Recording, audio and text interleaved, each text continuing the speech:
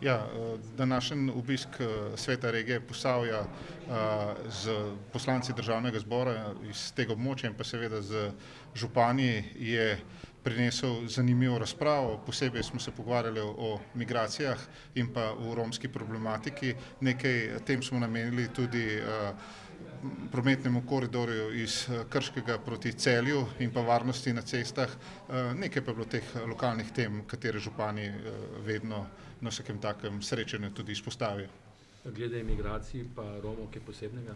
Kar se tiče migracij, v tem trenutku ne ocenjujemo, da je tukaj povečan obseg migracij. Z migracijami se soočajo bistveno bolj v občini Črnomelj, vendar vemo, da je tudi tukaj potekajo ilegalni koridorji za tihotapljanje ljudi. Policija je tukaj uspešna, kar nekaj kriminalnih združb v tem delu Slovenije je bilo razbitih in spremljamo situacijo. Kaj pa romsko vprašanje?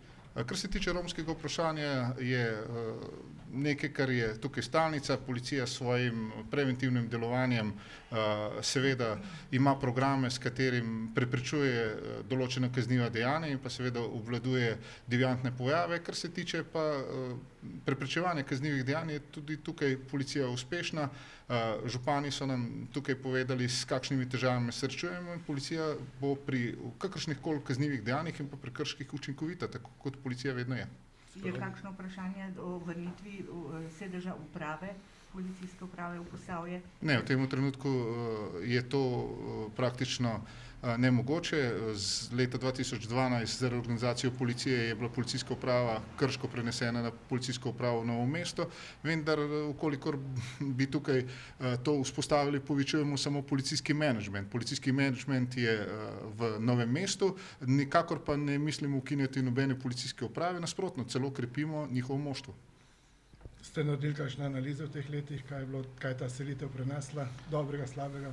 No, v vseh teh letih je pravzaprav prišlo do tega, da je se zmanjšalo število policistov po celotni Sloveniji. Vemo, da v času finančne krize je šlo za upokojevanje policistov, sedaj pa krepimo aktivno politiko zaposlovanja in če bo vse prav, bomo konec leta že v pozitivnih številkah, kar pomeni, da je priliva več, kot je odliva zaposlenih v policiji. S tem sem jaz zadovoljen in pomeni, da smo s to politiko zaposlovanja tudi na pravi poti.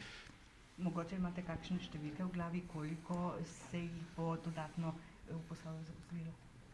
Kar se tiče Posavja, je statistika takšna, kot je v celotni Sloveniji, med 70 in 75% zasedenost, vendar pa smo tudi županom predlagali, da naj nas sprejmejo na njihove prireditve, kjer bomo se predstavili za svojo aktivno politiko zaposlovanja, ker bo policija predstavila tudi svoje novosti, ker bo predstavila tudi svojo opremo in to je vedno zanimivo za mlade ljudi.